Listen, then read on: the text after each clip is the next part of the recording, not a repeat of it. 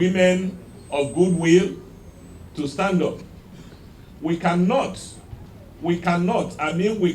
submit to them in the face of, if you're a Nigerian and you see how our common patrimony, our common oil is being sold, is being piped, even in tanks, even in pipes, and our schools are closed down, and some people want this thing to continue, and the only way they think they can continue to do that is through truncating our electoral process, and we will say no to it.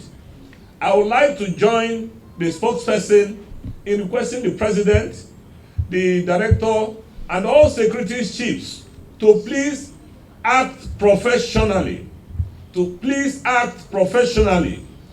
The issues that we have, especially in our state, in Imo State, is something that is an eyesore. Is something that for people who have struggled for this democracy and they see what is happening there, they will bow their head in shame.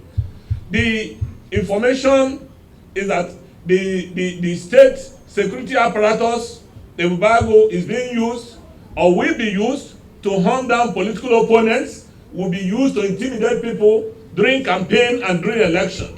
And these people were not people who were part of our struggle to get the military out of the political space. They are now the people who are trying to intimidate and trying to keep everybody off from the. So we say, arise Nigerians, arise Nigerians, arise O compatriots. Please, we want to request that the INEC staff that are being intimidated, especially Eze Chidebere, should not be in DSS detention beyond today. He was arrested last week Tuesday. Today is his 9th day, meaning that for whatever offense, he should have been arraigned in court within 48 hours. And if after 48 hours there is no court order, there is no arraignment in court, that means that they should release him.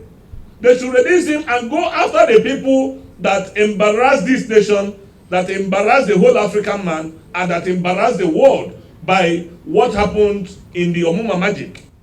We are still waiting for INEC to unravel what has happened. Thank you, and may God bless.